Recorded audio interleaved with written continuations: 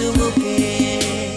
সুপ্রিয় দর্শক, আজকে আমাদের মাঝে উপস্থিত রয়েছেন Selima institute for cancer, immunotherapy ও সেল থেরাপি এর CEO professor doctor Tasnim Ara. শুভ সকাল, কেমন আছেন? আলহামদুলিল্লাহ, ভালো আছি। শুভ সকাল। জি, অসংখ্য ধন্যবাদ আপনাকে। আমরা জানি যে আজ বিশ্ব ক্যান্সার দিবস। সো আজকের এই দিনটিকে ঘিরে আমরা একটু ক্যান্সার নিয়ে আলোচনা করব, গুরুত্বপূর্ণ আলোচনা করব। সো শুরুতে একটু জানতে চাই যে দিন দিন যে ক্যান্সারের বেড়ে যাচ্ছে, প্রচুর ক্যান্সার বেড়ে যাচ্ছে, সো এই বেড়ে যাওয়ার মেইন কারণটা আসলে কি? ক্যান্সার একটা জটিল রোগ। এটার মেন কারণ হলো ডিএনএ মিউটেশন। আমরা এটা বলি যে আমাদের প্রতিটা জিনের সেলের ভিতর এটা কোষ ক্যান্সার হলো কোষ অপরিকল্পিতভাবে কোষ বড় হয়ে একটা টিউমার বা চাকা করে।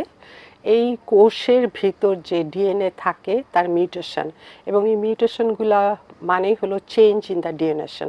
চেঞ্জগুলো হচ্ছে মূলত পরিবেশগত কারণে, যেমন খাদ্য অভ্যাস। খাদ্যের মধ্যে আগে আমরা অনেক পুষ্টিকর খাবার খেতাম, তার মধ্যে ভেজালের সংখ্যা অনেক কম ছিল। সো এখানে কেমিক্যাল এক্সপোজার আমরা বলছি। আমাদের খাদ্য অভ্যাসের জন্য মেটাবলিজম চেঞ্জ হয়ে যাচ্ছে। আমরা এয়ার পলিউশন, বাতাসে অনেক দূষিত কেমিক্যাল এক্সপোজার হচ্ছে, সেগুলো আমরা নিচ্ছি। এই সমস্ত জিনিস, আয়নাইজিং রেডিয়েশন আমরা একটা কারণ। ডিফারেন্ট পরিবেশগত এবং জলবায়ু পরিবর্তনের কারণেও ক্যান্সার হচ্ছে।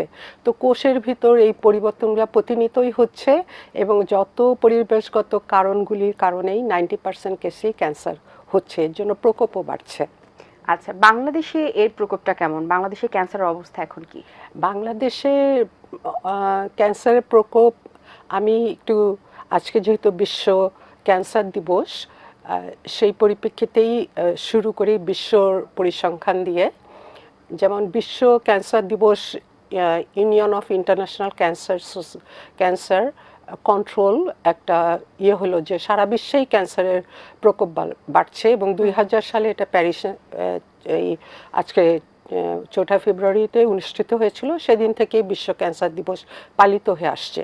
কারণ তখনই আমাদের একটা পরিসংখ্যান ছিল যে প্রতি বছর ক্যান্সার বাড়বে, এবং 2022-এর বিশ্ব গ্লোবোক্যান বিশ্ব পরিসংখ্যানে দেখা গেছে যে 20 মিলিয়ন ক্যান্সার পেশেন্ট আছে, এবং এটা প্রেডিক্ট করতেছে, যা ধরা যাচ্ছে যে 2040-এর ভিতর এটা ডাবল হবে, এবং বেশিরভাগ ক্ষেত্রেই 90% ক্ষেত্রেই হলো সাউথ ইস্ট এশিয়া।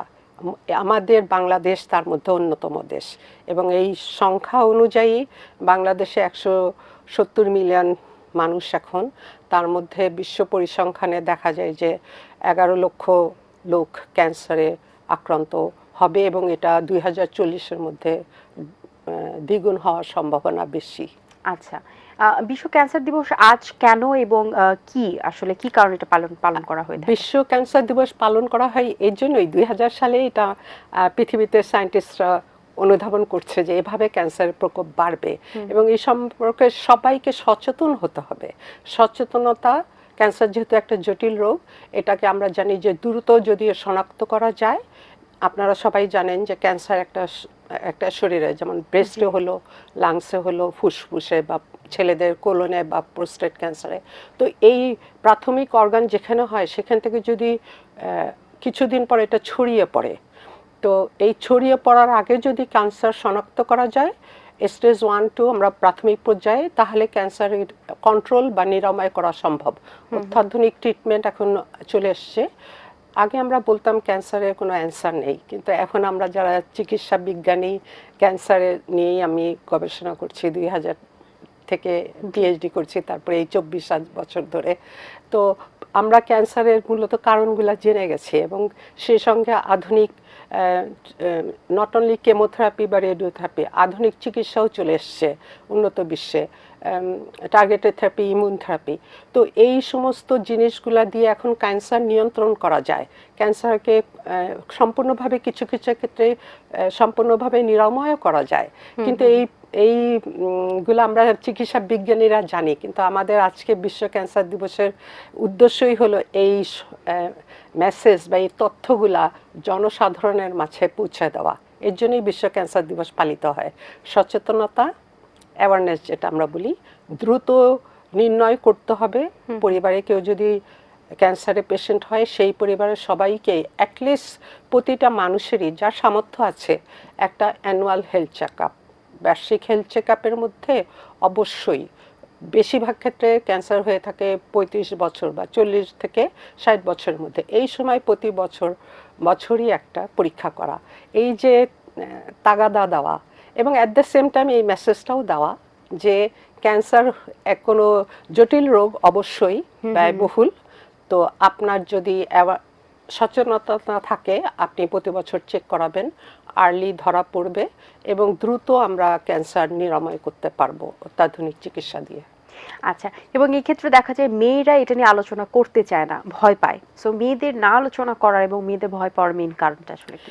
এটা আমি বলবো যে আমার দীর্ঘদিনের বিদেশে থাকার অভিজ্ঞতা, আর আমার দেশে আমাদের মানসিকতা বলবো, এটা হলো অনেকটাই সামাজিকভাবেই আমরা মহিলারা একটু পরিবারে দেখবেন যে সবার খোঁজ নিচ্ছে মা, কিন্তু মা নিজে নিজে আস্তে আস্তে অসুস্থ হচ্ছে, বা ওয়াইফ সবারই কেয়ার নিচ্ছে, যৌথ পরিবারের সবারই কেয়ার নিচ্ছে, কিন্তু সেই মানুষটার প্রতি বছর যে একটা অসুস্থ হতে পারেন, বা উনি হয়তো ফিল করছেন, বেশিরভাগ সময় ওনারা বলেন না, সাইলেন্ট থাকেন মহিলারা। এবং এমন মহিলাদের এটা একটা কারণ, আমি বলবো যে আমাদের পারিবারিক সামাজিক অবস্থান থেকেই আমরা বলি না অনেক কিছু, অনেকটা মুখ সহ্য করার মতোই।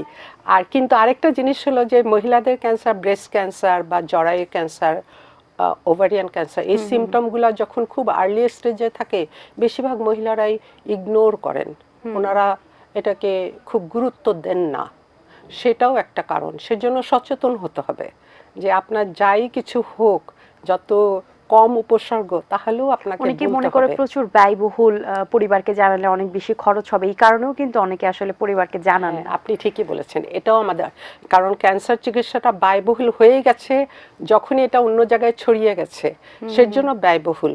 এবং হ্যাঁ, আমি বলবো যে অত্যাধুনিক চিকিৎসাগুলো ব্যয়বহুল, কিন্তু আরেকটা জিনিস আছে যেটা সবাইকে, এটা মহিলা পুরুষ বলে আমি আলাদা করব না, আমার কাছে মনে হচ্ছে যে মহিলা পুরুষ হোক, এটা যেহেতু ব্যয়বহুল, পরিবারের উপর একটা আর্থিক চাপ তৈরি করবে, সেজন্য পুরুষ মহিলা সবাই এটা আতঙ্ক নিয়ে দিন পার করেন যে এটা বোধহয় চিকিৎসা করে ভালো হবে না, এটা না বলাই ভালো, এরকম একটা ধারণা আছে। রাইট।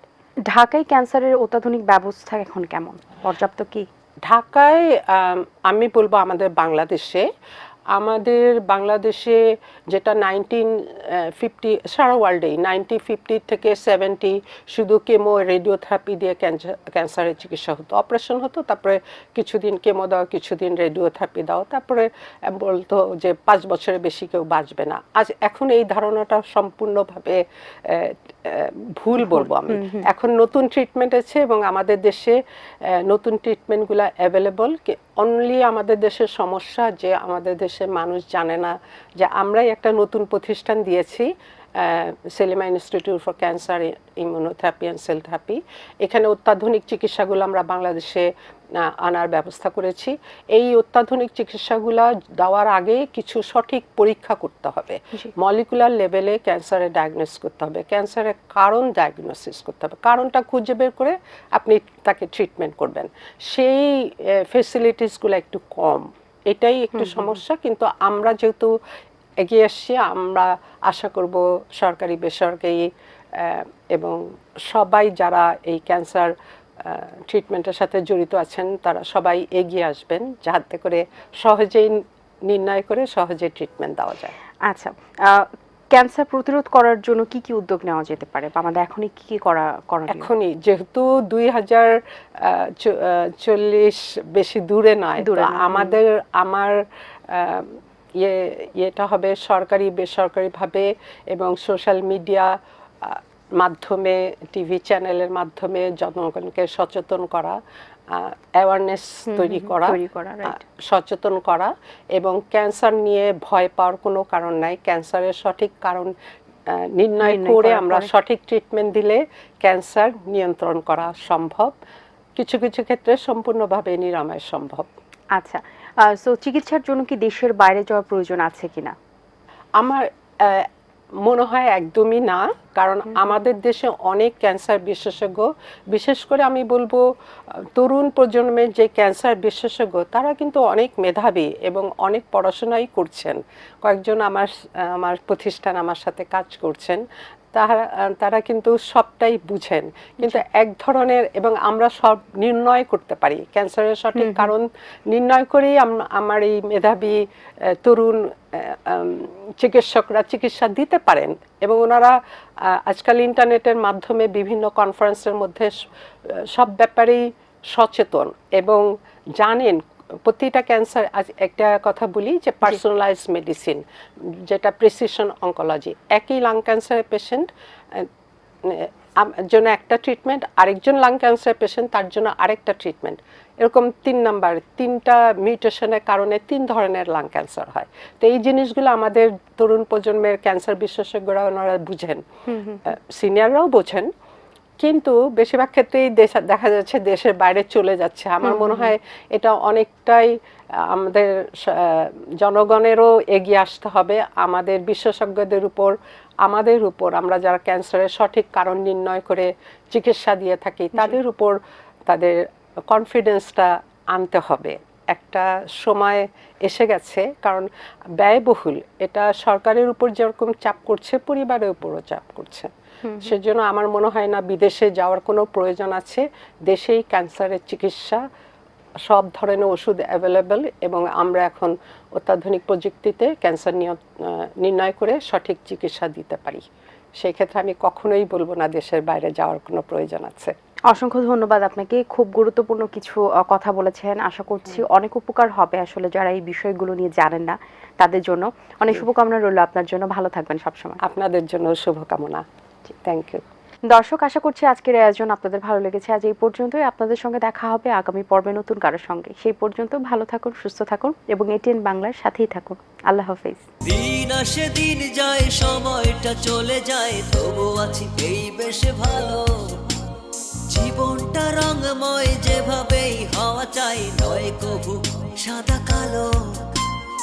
এই আশাতে স্বপ্ন ভাসে, সুখ হাসে চোখে মুখে, চায়ের চুমুকে।